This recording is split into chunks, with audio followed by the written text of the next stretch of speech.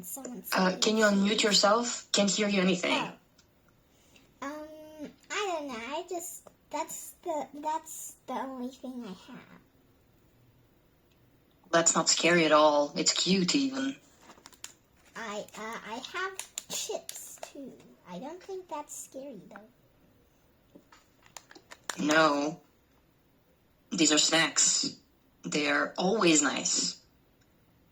Yep. And I got my new phone case. Ooh. It's like, it has like a space vibe.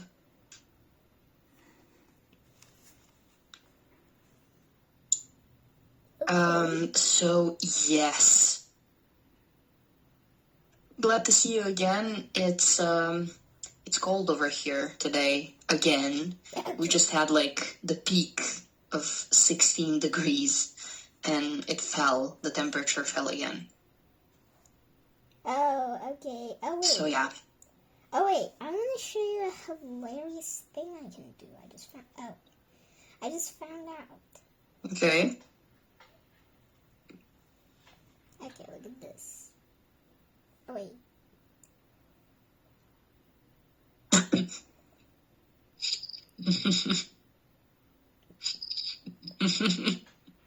Both ways are Okay, that is funny.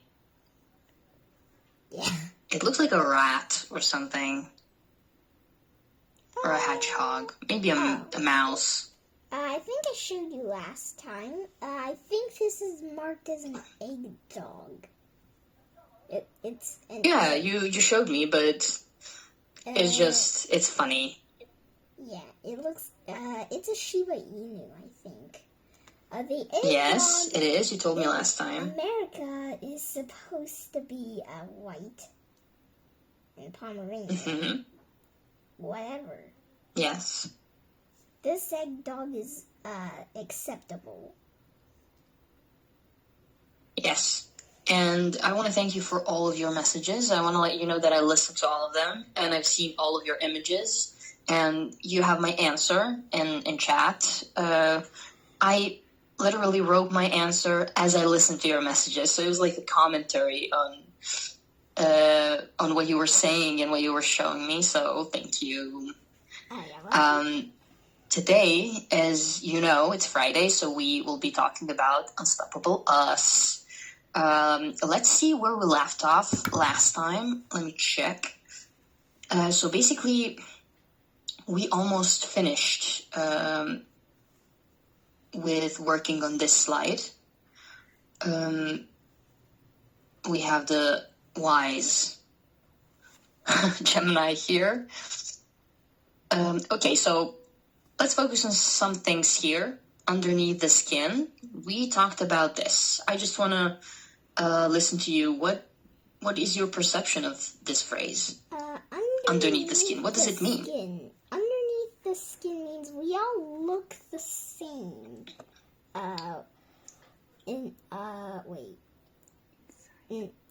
Yes? We all look the same inside, not outside.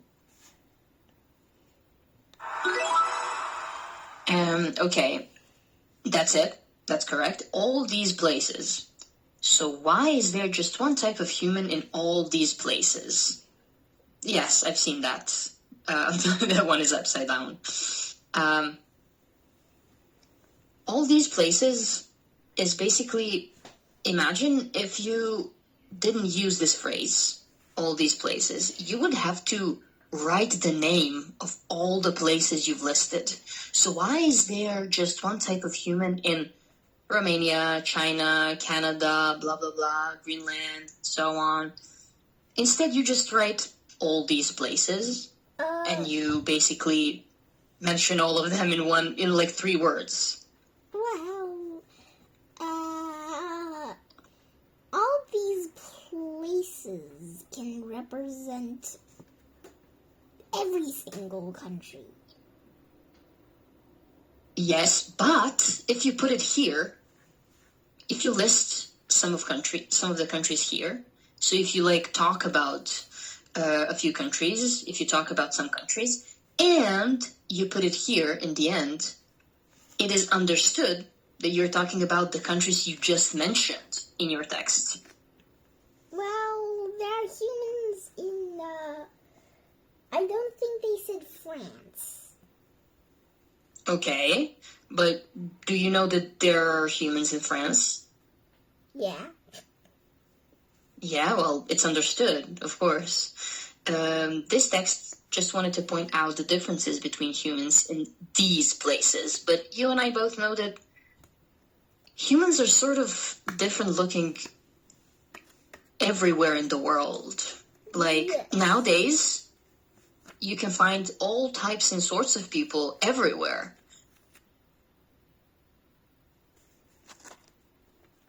Yep. Bears evolved into different types to fit their environments. Why didn't humans do the same? What does this suggest about our history? This means that humans can basically survive in all of the environments, pretty much. Yes, but we do have to adapt to our environment. Yeah. Or maybe we just Yes. we just have very, very strong adaptability. Great answer. Yes, we do. And we can think. But we can think on a very, very higher level than maybe bears can. So, great answer. All right. That would be it for this. So it was page 7, but it was slide 10. So we will now look at slide 11. Okay. Okay. Okay, let's go. Why would history be kept as a big secret? So there are a lot of strange things happening all day, every day. But history is kind of, it depends on a perspective, right? If you and I were to write a book, just imagine you are writing a book about history and I'm writing a book about history. We will have, like, imagine a Venn diagram. We will have some of the things that are the same, but the majority of the things we list will, well, they would depend on our perception, on our perspective. I would maybe write more Americanized version of a history book, and therefore I would list more American history. So why would history be kept as a big secret? What happened?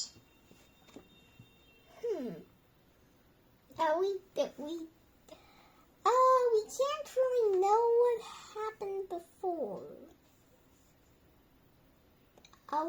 What do you mean we can't? We do know what happened. We do know some. We don't really know some parts of what happened. For example, we still don't know why dinosaurs went extinct yet. Okay, that's true. We have theories, but we don't know. We don't have concrete proof, right? Yep. Okay. But if you read this book and you read what was written in it, that means that there were different kinds of humans in the past, but all of them kind of vanished, and only one kind of humans remained, and that's us. So what happened to them? What was the catastrophe that happened?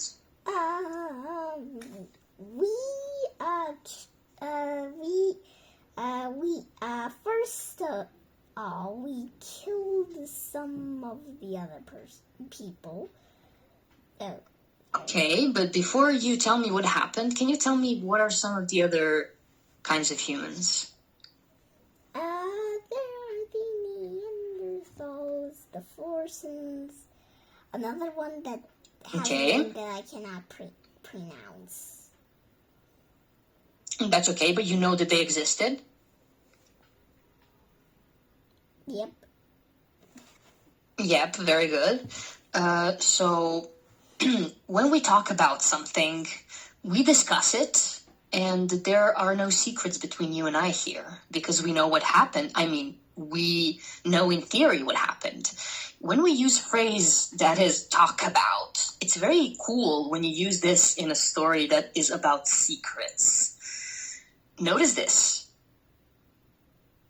Notice the preposition about at the end. This structure creates a conversational tone while focusing on the reader's attention on the secret. What does this mean basically?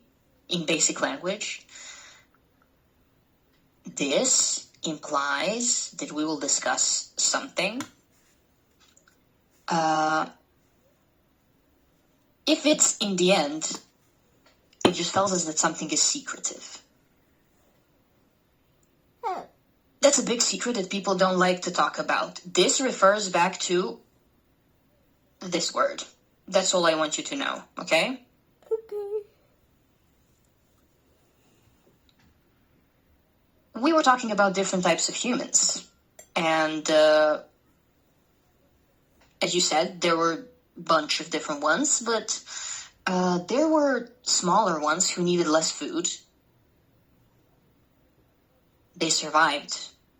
It is implied, but why did they survive? They don't need that much food. If they don't need that much food, they don't need to worry about risking for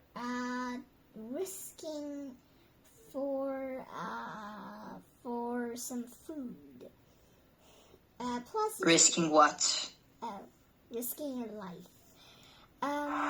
Good.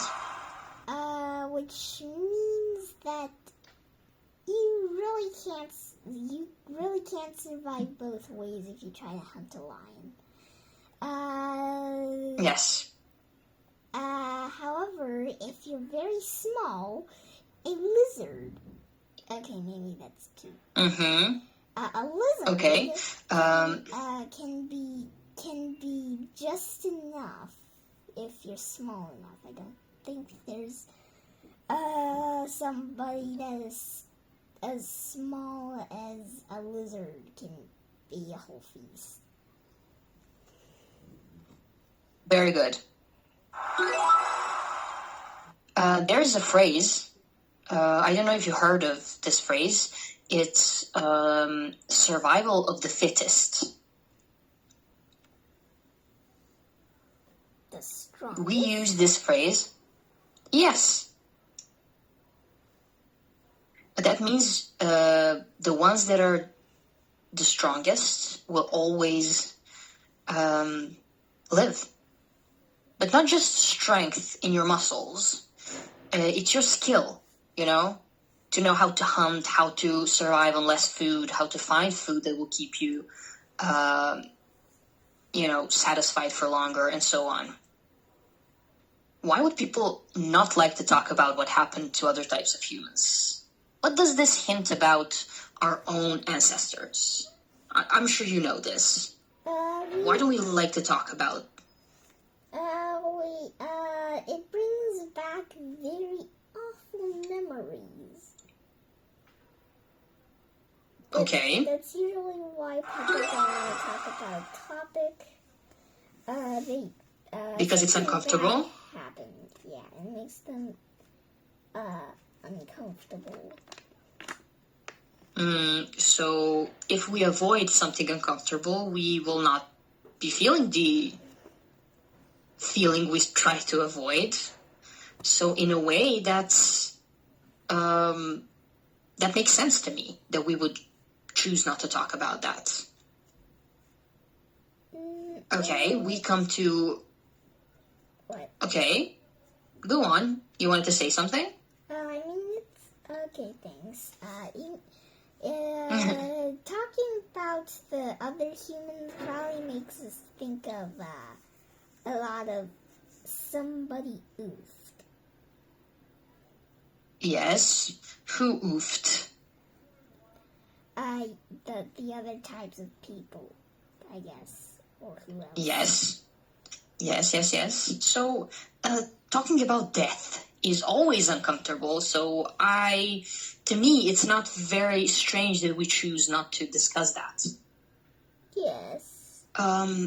Yes, it's a pretty natural thing. It's a natural thing. How do we turn a specific story into a scientific definition? A very, very cool thing now. So, if we talk about different kinds of humans, and you mentioned one kind, and that is what? The fluorescents. Okay. So what do we know about them? We know that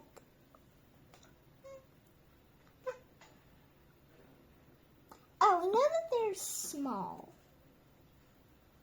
Okay. Smaller than usual.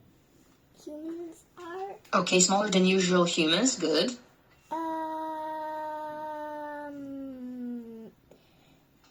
They are. I mean, if they're light, I guess they're lighter than humans if they're smaller. Yes, they are. That's a very good conclusion to come to. Okay, so we know that they're... Okay, go on. Okay.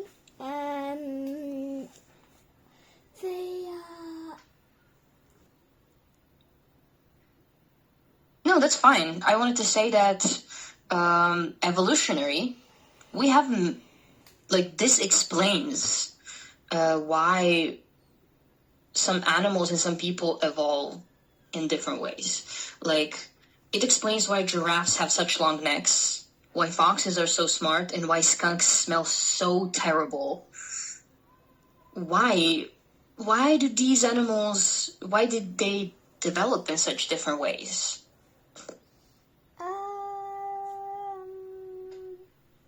In order for them to survive. Pretty easy, yes. The way these humans and elephants gradually became smaller is an example of evolution. So they didn't grow, they gradually became smaller because it wasn't required of them to get bigger. Okay. I mean, do you agree? Yep. Great.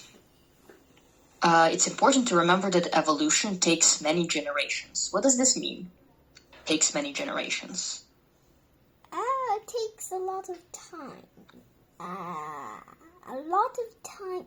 So Yes. much time that you have to wait for 100 years or something. Way more than 100 years. Way more.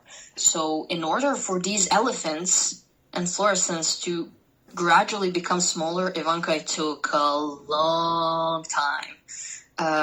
But not just for that. For giraffes to develop their long necks. For skunks first, they smelled just a little bad. And over the period of time, they become smellier and smellier, to the point of stinking so bad. But their stink helped them. Just like we evolved into smart beings. But this is so cute. Thanks. Look at this. It's a good question. If evolution takes many generations, why do some people expect to see that happen in their own lifetime? How does this time scale change our perspective? What do you expect to see in your own lifetime? Do you expect something grander to happen, to occur, something amazing to turn up?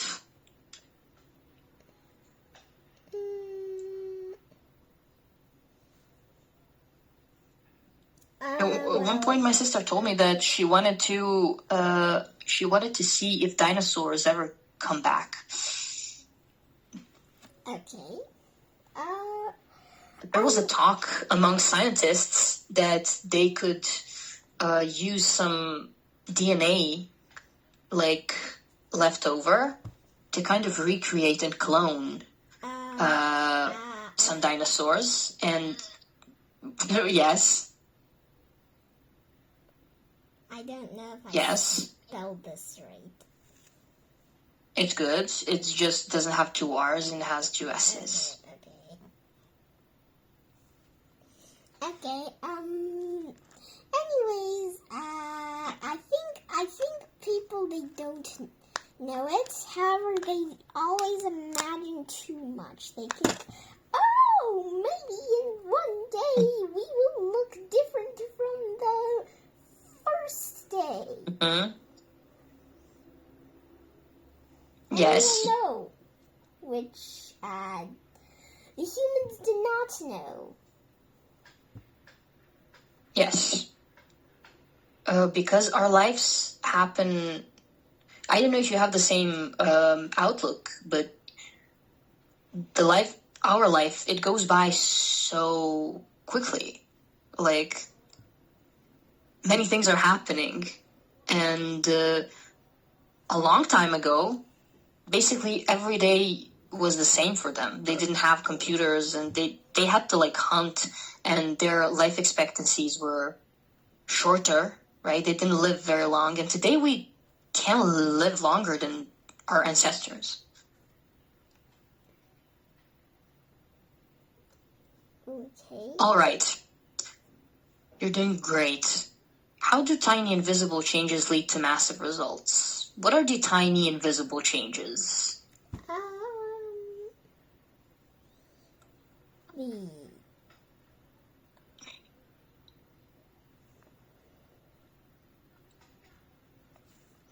The tiny changes is the human evolution. Okay. Probably. Is that a tiny change? Wait. Yeah, it's a tiny change. It's not a tiny change. It's not I don't mean the whole thing. I mean, every day, maybe the humans, they would find out a way to do something that gradually makes them become something smarter than before. Okay. That's a tiny change. Yes. This is one of the big laws of life. Small changes that nobody notices accumulate over time and become big changes. So, do you know what this word means? Accumulate. Yes. Not really. It means to gradually build up.